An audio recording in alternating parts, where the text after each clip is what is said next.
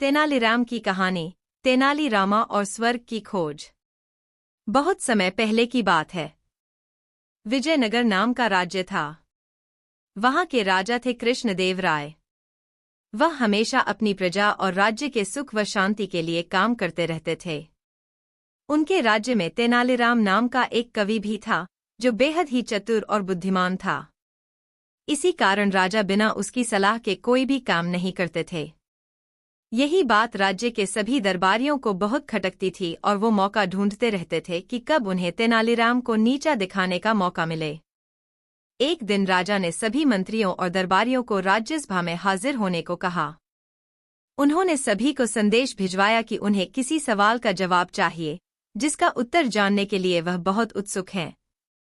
राजा के संदेश पर अगले दिन सभी दरबारी और मंत्रीगण राज्यसभा में उपस्थित हो गए। सभी जानने के लिए बेताब थे कि आखिर राजा किस सवाल का उत्तर जानना चाहते हैं।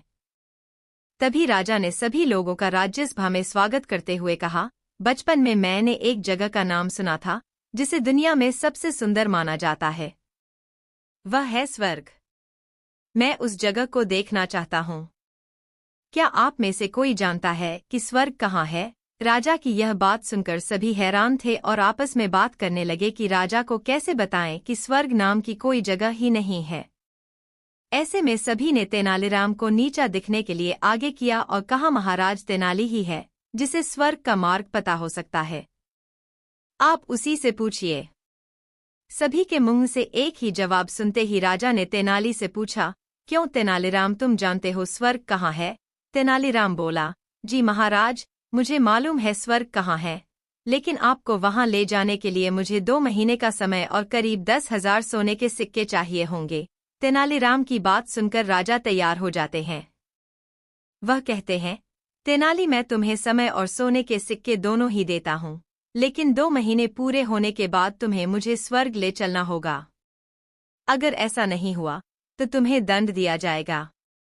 राजा के यह बात सुनकर सभी दरबारी मन ही मन मुस्काए और सोचने लगे कि स्वर्ग तो है ही। ऐसे में तेनालीराम को दंड तो भुगतना ही होगा, लेकिन तेनालीराम के चेहरे पर तनिक भी शिकन नहीं थी। उसने राजा से 10,000 सोने के सिक्के लिए और वहां से बाहर की ओर चल दिया। धीरे धीरे समय बीतने लगा और 2 महीने भी निकल गए, लेकिन तेनालीरामा का कोई अतापता नहीं था। राज दरबार में बातें होने लगी कि तेनाली 10,000 सोने के सिक्के लेकर भाग गया। यह बातें जब राजा के कान तक पहुंची तो वह तेनालीरामा पर बहुत गुस्सा हुए। उन्होंने अपने सिपाहियों को आदेश दिया कि वो किसी भी हाल में तेनाली को ढूंढ कर लाएं। सिपाही तेनालीराम की खोज में निकल ही रहे थे कि तेनाली राजदरबार में खुद ही हाजिर हो गए। राजा ने गुस्से से पूछा, कहाँ थे इतने दिनों से? तेनालीराम बोला, महाराज, मैं स्वर्ग की खोज में गया था। राजा ने कहा, मिला स्वर्ग? तेनाली बोला, जी महाराज, मुझे मिल गया स्वर्ग। मैं कल आपको वहां ले चलूंगा। तेनाली की यह बात सुनकर राजा का क्रोध शांत हुआ। अगले दिन राजा सभी दरबारियों के साथ तेनाली को लेकर स्वर्ग देखने के लिए निकल पड़े। तेनालीराम उन्हें दूर जंगलों के बीच ले गया और वहां कुछ समय आराम के बाद आगे की यात्रा करने की बात कही। चलते चलते सभी पूरी तरह थक चुके थे, इसलिए राजा के साथ साथ सभी ने तेनाली की यह सलाह मान ली। वह जंगल बहुत ही सुंदर और मनमोहक था। ठंडी ठंडी हवा चल रही थी। चारों ओर हरे भरे पेड़ थे, जिन पर रंग बिरंगे फूल और फल लदे हुए थे। राजा ने कुछ देर वहां विश्राम किया और अनुभव किया कि जिस तरह के वातावरण की कामना वह स्वर्ग के लिए कर रहे थे, वही माहौल इस जंगल में उन्हें महसूस हो रहा था। लेकिन एक मंत्री ने राजा को स्वर्ग जाने की बात याद दिलाई।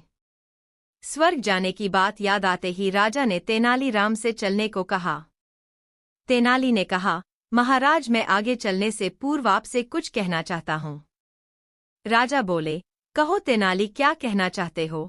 तेनाली के कहा, महाराज, यह जगह आपको बिल्कुल वैसी ही नहीं लगा रही जैसा आप स्वर्ग के बारे में अनुभव कर रहे थे। राजा ने कहा, हाँ, इस बात में तो बिल्कुल भी शक नहीं कि यहाँ का वातावरण बहुत ही शांत और मन को प्रसन्न कर देने वाला है, जैसा मैंने स्वर्ग के बारे में सोचा था। राजा की यह बात सुनते ही तेनाली बोला कि महाराज, जब ईश्वर ने धरती पर स्वर्ग जैसा अनुभव कराने वाली जगह बनाई है, तो उस स्वर्ग की क्या कामना करना जिसका वाकई में कोई अस्तित्व ही नहीं है। राजा को तेनाली की बात समझ में आ जाती है। राजा कहते हैं, तेनाली तुम बिल्कुल ठीक कह रहे हो, लेकिन उन सोने के सिक्कों का क्या जो मैंने तुम्हें दिए थे? तेनालीराम ने कहा, महाराज मैंने उन सिक्कों से यहाँ मौजूद सभी पेड़ पौधों के लिए खाद वगैरह खरीदे हैं, ताकि जिस स्वर्ग को आप देखने के लिए अपने राज्य को छोड़कर इतनी दूर आए हैं, उस स्वर्ग को अपने ही राज्य में जगह दी जा सके। तेनाली की यह बात सुनकर राजा खुश हो जाते हैं और राज्य लौटकर तेनालीराम को उसकी बुद्धिमानी के लिए इनाम देते हैं। कहानी से सीख।